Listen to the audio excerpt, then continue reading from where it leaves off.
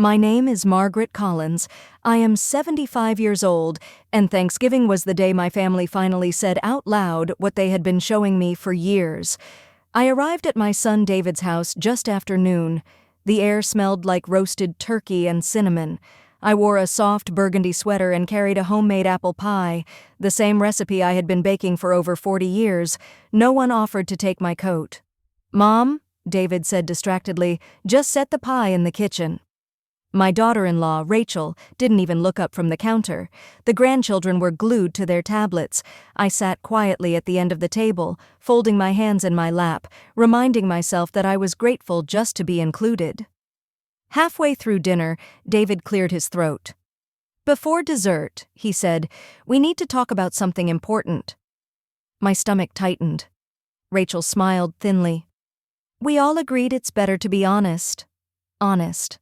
That word should have warned me. David leaned back in his chair. "Mom, you don't really contribute anymore. You just take up space." The words landed heavy and cold. Rachel nodded. "You forget things.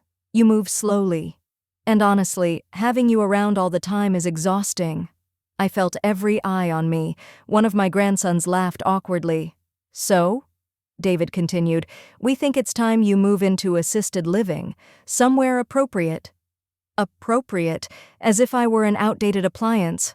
I thought I was here for Thanksgiving," I whispered. Rachel sighed. "You are. This is part of being thankful. For honesty." My hands shook as I pushed my chair back. No one stopped me.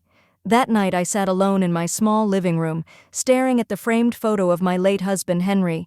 He had died 15 years earlier, leaving me with grief and wisdom. What my family never understood was that Henry had been meticulous. Before he passed, he taught me everything about money, investments, and protecting myself. They assumed I lived on a small pension.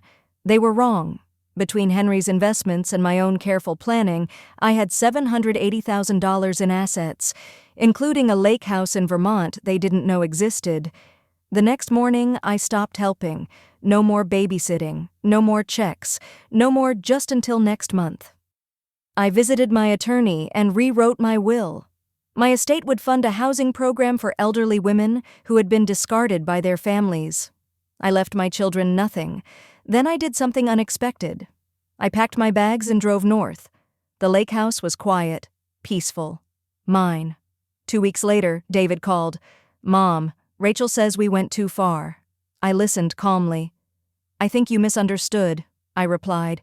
"You told me I took up space, so I made space for myself." He was silent. I hung up. For years, I believed that enduring disrespect was the price of family. I was wrong. Family is not blood. Family is behavior. And at 75 years old, I finally chose dignity over approval. I ate Thanksgiving dinner alone that year, and it was the most peaceful meal of my life.